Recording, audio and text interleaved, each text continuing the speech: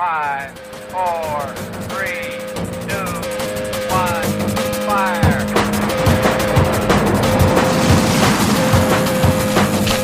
The only thing we have to fear is spirit.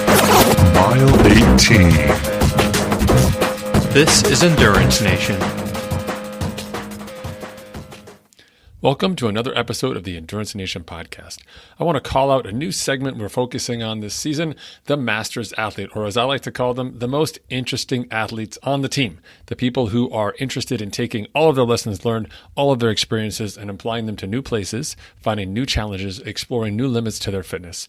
Many people think of aging as a narrowing of opportunities, but inside Endurance Nation, we see it as an opportunity for exploration, using the functional strength, the internal resilience, the lessons learned over decades to go out and try new things, to try new experiences, and to challenge ourselves in unlimited ways. If you're interested in this journey, come join Endurance Nation. Apply. We're a team of over 600 athletes, many of whom fit that Masters category. It's an opportunity for you to take advantage of our Masters-specific training programs, our knowledge and experience inside the team, to network with athletes just like you who are walking that same path and unlock your personal potential. Go over to endurancenation.us right now and you can find the join button. Go ahead, click it, apply, and we look forward to seeing you on the inside. Hey folks, Coach Patrick here, Endurance Nation, back with another special episode. This is part 2 of our Faster Masters series, an exploration inside the team of our lessons learned collectively over the last 20 plus years of racing, an opportunity to bring some of these elements about what it means to be peak, what it means to be high performing, and also yet still be a Masters, right? As we sort of index on time on the bottom axis and experience and excellence on that vertical axis. The Faster Masters orients in that upper right-hand quadrant. It's a place where we want to put you, where we help athletes just like you get better. It's an opportunity for us to talk a little bit about the strengths that we have based off of our limitations. I am fond of saying that I've never met a constraint that I didn't like, and age, my friends, is just another constraint. It's as tough, as tight a seatbelt as you want it to be. You can put it on when you get in the car. You can take it off if you want to. And it's up to you as an athlete who's in control. And ideally, I'm going to help you do a little bit of that here today in this episode to decide when and where you want to buckle up, which parts you want to dial into, and which parts you want to explore. Now, in past episodes, we talked a little bit about the rules of being a master, what it means to be successful, sort of knowing our elements of what it means to age and where we are. Today, I want to talk a little bit about being sick, injured, broken, the challenges, the outcomes of those challenges, the impacts of those challenges that we face as endurance athletes as we age.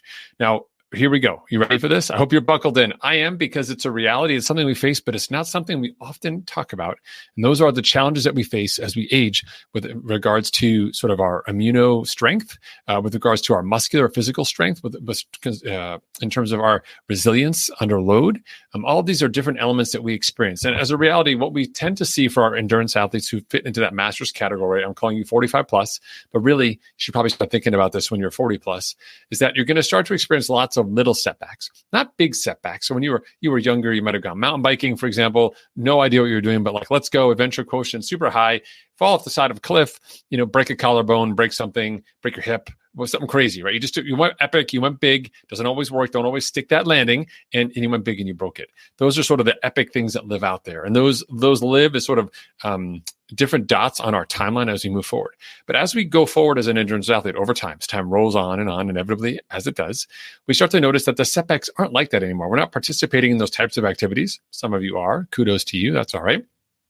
For most of us, the setbacks are of a different nature. They happen before we even get to the mountain bike on the cliff and that whole opportunity where we have a problem somewhere else. Our Achilles bothers us.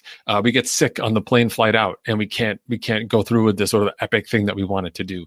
We're just larger sense of fatigue. We don't even get to do the training that we wanted to do to be ready to get on the plane, to go potentially not, or maybe get sick en route to the epicness, right? All of a sudden, our risk potential goes up for lots of smaller factors as our bodies age and change. And this can become somewhat of a depressing fact of being a Masters athlete. And some people look at this as a situation of, I've got to really stay inside my lane because there's all these things that could potentially go wrong around me that I wasn't even aware of before, I wasn't paying attention to, but now they're on my radar and they're things I really need to be worried about. What I'm here to tell you today is that actually that's not the case at all. These are small milestones markers that help you become actually a better and stronger athlete. Each of these little pieces of feedback, as you become more tuned into your body, allows you to understand the balance between working hard and getting the results that you want. And when we talk about getting results, we're talking about those peak performances, chances to go epic, chances to adventure, et cetera. And that all of these little data points you have around, hey, I'm getting sick, or hey, I don't feel so good, or hey, my calf is tight. Those are little elements of your body giving you feedback on the work that you're doing. And they're opportunities for you to adjust, not to shut down, not to turn off, but to adjust. And these are things that most likely you've already seen in your past as an endurance athlete. You've kind of known that these data points existed out there. You maybe have struggled or didn't struggle with them in the past. And you kind of get a sense of like, you know what, I've kind of always had like a little bit of a calf issue. My hips have always been a little imbalanced, or yep, I've had to turn run shoes over faster mid-year versus end of year or off-season time. When we think about those different elements, they just come more and more to the forefront as a master's athlete. But the good news is that you know these things about your body. You've had them there before. So how do we turn these little warning signs into strategic advantages? How do we turn these small milestone moments into stepping stones for you to be successful? So I want to talk a little bit about that today. So first and foremost, I'm operating under the assumption that you've been an endurance athlete for a while and you've been on the roller coaster of ups and downs. You've had successes, you've had challenges, and you get a sense of there's times when I can work and there's times when I can't work. In the past, we've had a lot of agency inside that space. We as our athletes could say, you know, March, I'm going big, you know, or June, I'm going big, or I was going big in March, but now I'm going big in February because my schedule shifted, et cetera. We've had a larger degree of agency inside that space. As we age, our body, the conditions under which we are operating, starts to take a larger role in that decision-making process. Not to say that we can't be amazing, not to say that we can't be epic, but to say that we have to sort of come to an agreement with our body in terms of the limitations of what we can do and craft a plan that takes that information into account as we go forward.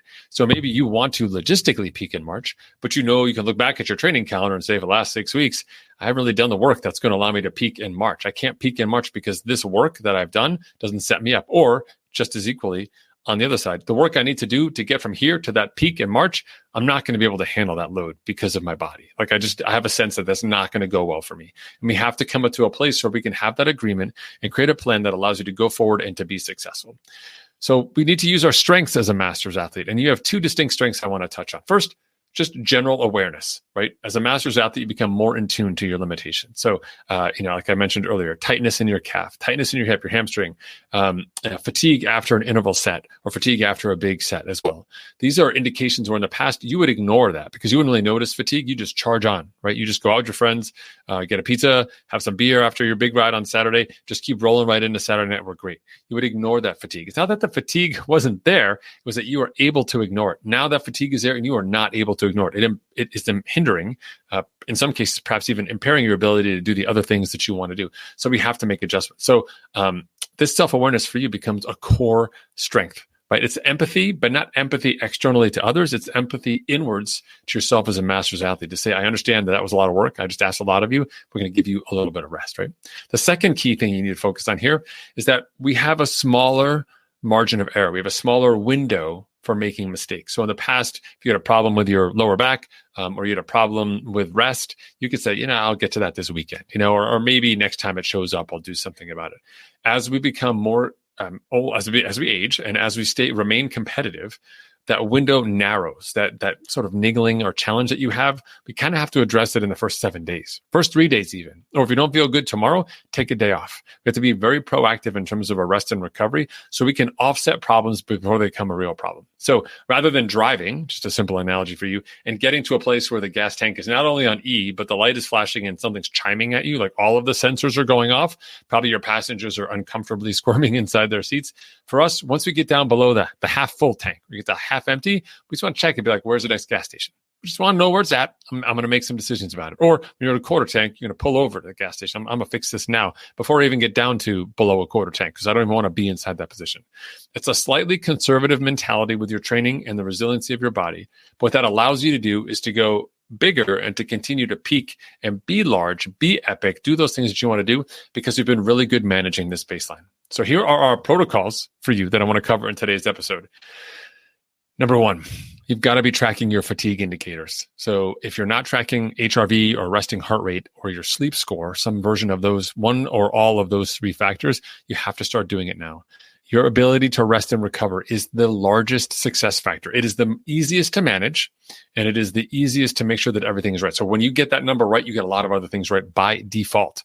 And we want to make it easy for you. So if you don't have a mechanism for tracking HRV or your resting heart rate or your sleep quality, then you want to get on one of those now. You can choose whether you want a ring, a strap, a mattress cover, a mattress pad. I don't know what all those different elements are for tracking for you, but it's very important for you to be able to get that all dialed in. For me, I use my Oura Ring so I can track my HRV and my sleep quality, and it gives me great indicators ahead of time when I'm running into trouble and I need to take some proactive changes. In fact, it allows me to see, even before I feel fatigued, I can see the numbers aren't looking good. And I probably tell myself, hey, in 2 or 3 days, I'm going to feel bad. And I can make changes early so I don't drive off the road, but instead I can course correct very soon. Think about it like your lane change assist in your car, just something else that makes you a better driver, in this case, of your body and your goals for the season. Okay. The second protocol that's really important for you as a master's athlete is understanding the significance of ramp rate. Ramp rate is essentially duration, again, of time on the bottom axis and then effort on the top. So when you want to go from 0 to marathon day or 0 to half Ironman day or 0 to gravel race day, whatever that is, between now and the race, you have goals in terms of your fitness and performance. And there's a ramp rate where you're going to add training to that. The steeper the ramp rate, the higher the cost to your body in the short term. The longer the ramp rate, the lower the cost to your body in the short term. There are costs associated with longer and lower ramp rates, which is, hey, you've got to stay focused for a long time. It's harder. So how do you juggle that as a master's athlete? Well, depending on your sport, depending on your physical condition, depending on the duration, you have lots of modalities to it. But for us, each of us has a ramp rate based on a modality: running, swimming, biking, rucking, adventure racing, whatever it may be for you. You've got a ramp rate that you know you can tolerate and a ramp rate you can't. And we have to take that into account. So if you want to be more aggressive than your baseline ramp rate, then we have to factor in additional rest. So if you want to go big fast, you might do 5 days of work and 2 full days of rest in a week. Right? That's a great way to make sure that you fully recover before you go for another 5 days. If you can't handle that steep rate, you may have to go, 3-1, 3-1 and be a little aggressive, but space out those rest days so we get a little bit more break inside there. Or you may need to actually plan on a 12-week build instead of a 6-week build because you just need more time inside that space to adapt to the training load. One of the ways we offset this is by not taking too much time off at the end of each season, staying active, keeping that aerobic, functional movement mentality in place. Hiking, walking, weighted walking, all of those things are very helpful in terms of keeping you active. But we want to find a modality that allows you to move so that we don't get tight. We don't become restricted in our movements. And that allows us to, again, ramp more easily, more quickly as we go forward. Okay. And the last one here is understanding the background stress elements that exist in your life. Now, this could be work. This could be emotional. It could be social emotional. It could be friend-based. It could be relationship-based. It could just be life-based, right? Or facts, news. You watch news-based, right? Like, hey, there's a lot of bad news out there today. That's how news is geared. If some of that or some of those external forces are impinging upon you, we have to take that into account. Again, in other modalities, we were able to ignore that. As masters athletes, we can't. We have to take that stress into account. And again, the good news is you track some of those core metrics like recovery, HRV, resting heart rate, sleep. All of those elements capture some of that external stress, but you yourself have to become mindful of it. So as you start to manage these 3 protocols, understanding the macro level of those recovery numbers, the smaller inside area, understanding the ramp rate and the intensity you're putting in there, and then the background stress that you have, dialing in those 3 perspectives allows you to become successful because you can make better short-term training decisions that set you up for those bigger long-term goals. The ways we do this inside Endurance Nation, number 1, we have built-in rest days, like default built-in rest days for all of our training plans, more so in the winter than we do in the summer, but we have opportunities for you to add that rest day in any one. And if you don't already have rest days built in your training program, go back, put them in now. You'll be glad you did. Number 2, we have default work options. What do you do in the case where you can't do that training plan? What do you do when you can't do the workout that you want this week? Travel, life, etc. What's your default workout option? We help every athlete set a default workout plan. So you can always pick that up and say, if I can't do X, I'm going to do my default. If I can't do Y, I'm going to do my default. What's my default plan? So I can keep things rolling. I can avoid the time off that I don't need to take off. And I can be really on top of everything that I need to do from a macro level standpoint. So all the trains are still running on time, even if this particular connection was missed for today. Right? And the last piece is we use variety. And this is really important. It starts from our triathlon background, but it has evolved over time to become something that's actually really powerful for us as athletes, which is to say a diversity of training inputs and a diversity of race day options create the best possible athletes. This is my favorite part about Masters. You have a little more time. you've got a little more equipment, you've accumulated over the years, and you have an opportunity to go out and do some fun stuff and explore. And we encourage people to have very dynamic seasons. Doing a season with 10 triathlons, like cool, but I'd much rather see a season that has a half marathon in there, a century ride, maybe an open water swim, or like a big hiking adventure, camping, outdoor adventure for you. I want to see diversity in your training, and that diversity is going to not only keep you healthier as an athlete, it's going to keep you more engaged, tap into some of your latent strengths as an master's athlete, and allow you to become more successful and, quite frankly, have more fun as you go forward. We'll be back with more Masters insights and topics. If you want to learn more about it, come check us out at endurancenation.us. You can apply to join the team. Come inside. First 30 days, money back guarantee. Happy to talk to you about your season, set these goals for you, get you on track to be the best possible Masters athlete you can be. Thanks, everyone, for tuning in. Coach Patrick signing off. I'll see you next week. Another episode. Be well, be safe out there, have fun, be smart. Endurance Nation.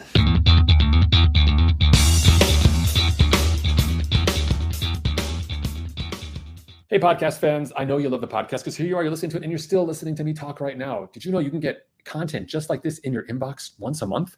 We send out a great newsletter. We call it, guess what? The Unfair Advantage. That's right. It's our information to you, something that separates you from the competition. If they're not here, then they don't know. But if you are here, then now you do. Zero excuses. If you go check us out online at endurancenation.us/newsletter, it's your opportunity to enter your email address, sign up for these updates. They come once a month, sometimes twice a month, depending on my race schedule. And it's your chance to get insider information that's going to help you become a better, smarter athlete. Don't miss out on this chance to get ahead of the competition. It doesn't cost you any money, and it's not a ton of work. It's just your email address. That's endurancenation.us/newsletter.